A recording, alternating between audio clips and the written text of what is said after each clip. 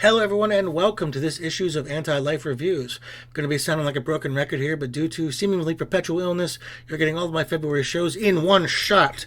Then we can get back to normal for next month. And we are finishing up Scud, the Disposable Assassin comics with issues 19 through 24. The timeline of these are interesting, and I'll go into more of this later. As issue 18 through 20 were published by Fireman Press, it came out from November 1997 to February 1998, while 21 through 24 were published by Image from February 2008 to May 2008. So let's get into Scud. Let's finish it up. And the writers and artists on this, we start with the creator, head writer, and artist is Rob Schabd, a man who did what even Brian Posehn or Norm Macdonald couldn't do, make Sarah Silverman seem funny. Beyond that, with Parks and Rec, MST3K, Workaholics, and much, much, much more on his side, as a writer and director, he seems to understand the modern dark comedy. And Dan Harmon.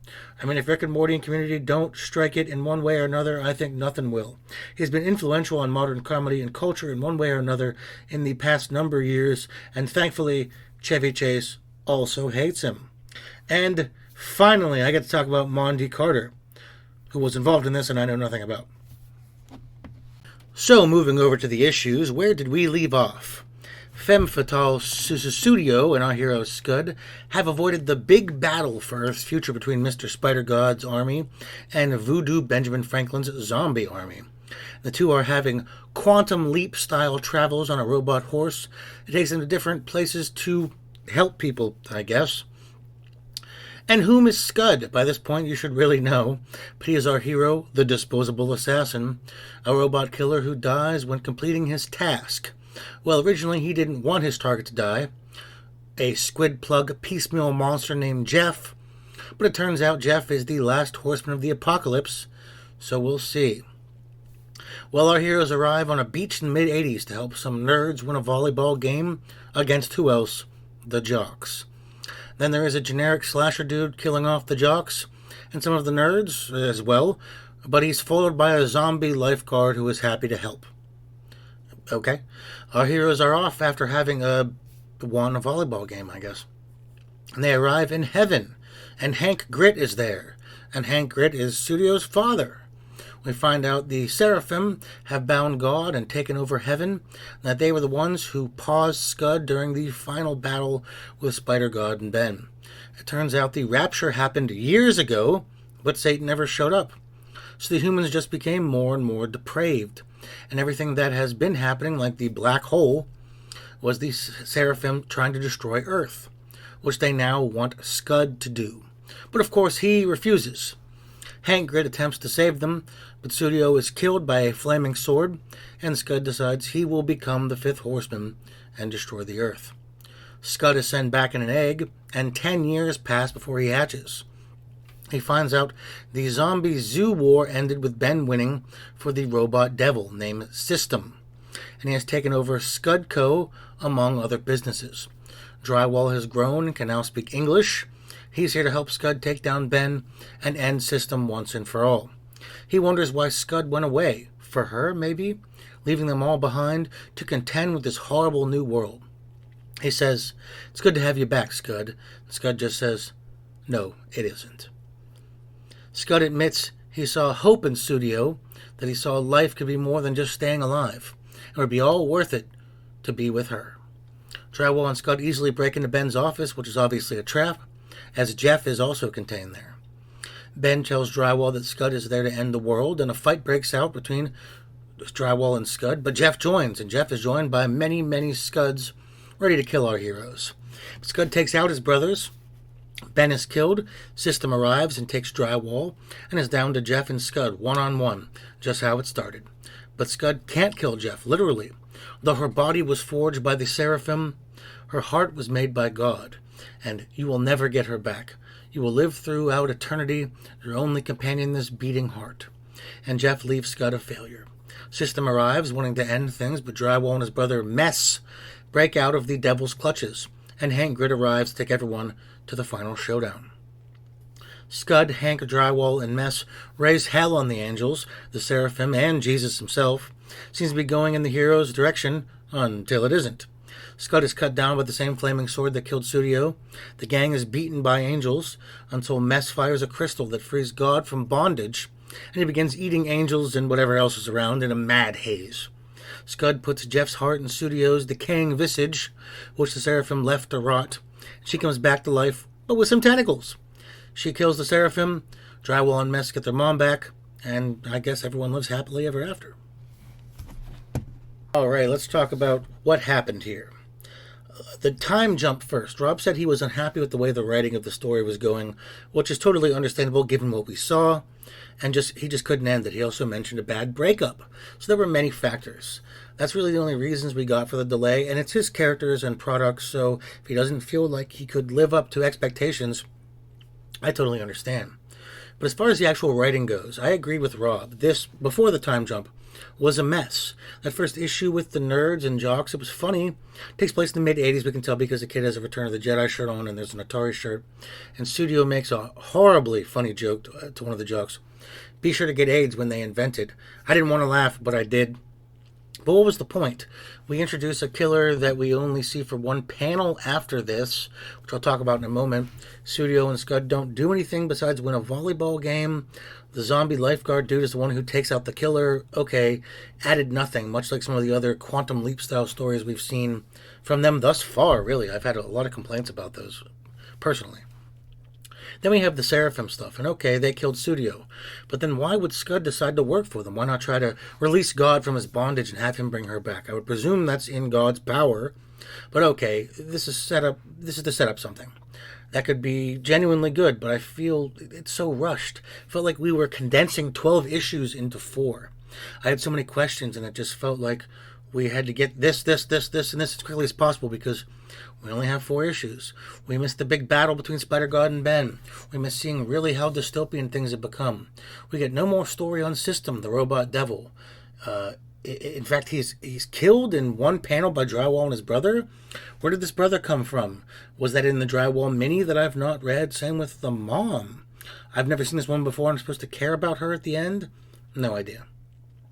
I like the Jeff stuff, but why would Jeff's heart resurrect Studio? And why is she suddenly so in love with Scud? We see them forming a romantic relationship, but nothing like some grand love that can transcend the heavens. We missed parts of the story that would help make it make sense. It was frustrating. I understand there was a crunch of 4 issues, but man, this has been my common complaint about Scud in general. This needed time to breathe. This could have, nay, deserved more than a 4-issue mini to wrap it all up. And that's what we got. And honestly, it was good. I'll get my overall thoughts on the series shortly, but let's talk about the characters. Studio first. They attempt to give us a lot of backstory with her, even having a backup story where she is the Black Octopus, a teenage thief. Her real name is Samantha Grit, and just her depressing home life. But she's an easy character to like as she plays off Scud well. She's a hard character to love on her own right, and she is almost 100% defined by her relationship to Scud. They try to add these little things to her history, but I feel like it falls flat, especially since she is fucking dead for a good portion of these last issues.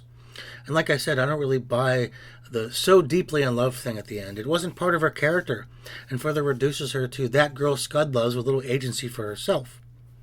To Hank Grit. Hank has gotten mentioned all through the series. We saw a cult that worshipped him. We saw food with his name and likeness on it. We saw him as a ghostly apparition helping Scud, and him here in heaven as Studio's dad. I loved it. I thought it was a nice culmination of this long-running, almost joke to have him come and save the day of sorts, at least help a number of times. And it sparks me that there's a time Studio goes to Scud, well, you're no Hank Grit, which, well, daddy issues being what they are, was interesting in retrospect. To Scud, didn't really grow here. I had been happy to see this character grow and become more fleshed out, but then it became a revenge story, and he was just reactionary until the end. A little disappointing, frankly. Drywall got a lot more development coming into his own, having had to survive in this harsh world for 10 years. Looking bigger, buffer, speaking English, being sad and mad that Scud wasn't around. I love Drywall. He is my singular favorite character in this series, so I'm happy to see him grow, and I'm happy with his mom. I need to read his mini, and I'll probably do that soon. As far as other small things I want to point out, I was right. Mr. Spider-God's name is Marvin Spider-God. Said that in my first review. There's a moment when Scud and co. are attacking Heaven, and the Seraphim go, this is unrelated to the Marvin thing. They go, Jesus Christ, call the Legion. Heaven has been breached. And we see Jesus actually making the call, and we have holes in his hand. It had me chuckle. In the 80s, one of the jocks, at least two of them, were Bart Simpson and Dennis the Menace. And one of the nerds was Tom Baker's Doctor Who. I like that. I want to go over the last set of voice actors for a potential Scud they put in the comic, as well as the bands. Now, they stopped doing this with the time skip, sadly. But for voice actors, we got John Malkovich and Gwyneth Paltrow as Scud and Studio, respectively. We also get Jake Busey, Bill Paxton, Billy Zane, etc. And for the few bands we get mentioned, The Killing Joke, Duran Duran, Pink Floyd, Herbie Hancock, and the Talking Heads. I really wish they'd kept that up in the reboot or the time skip. As far as the art goes, remained consistent until the time jump. Then boy howdy did it get good. The shading, the maturity, the line work, it looked great. I was genuinely impressed with Rob in these last 4 issues. He's grown so much as an artist, and to see this progression is heartwarming in its own way.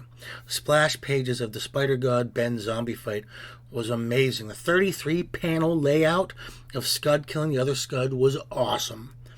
This just had some really high concept zaniness to it that felt so much more refined than that erratic art of before, but it never lost its frantic energy. I have high praise for that.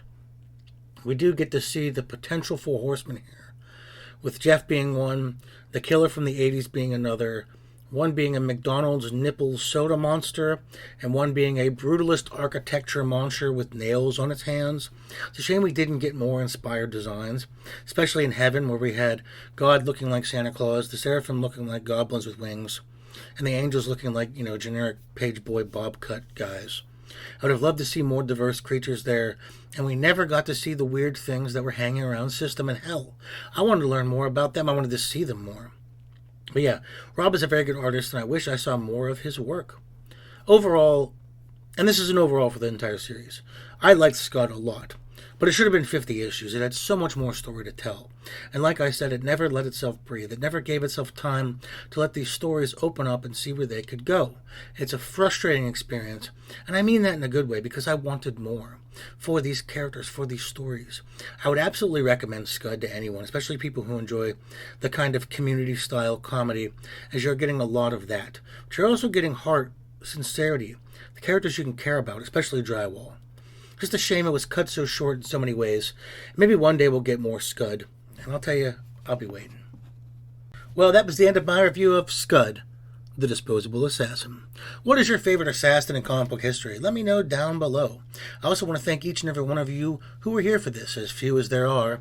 This was a lot of fun to do, and I'm going to get back on track as next month, March, going to be looking at some comics written by one Warren Ellis. I'm going to start with his run on the Thunderbolts. So this has been the Tona Micaiah, your new god, the only demon who will ever love you. And goodbye.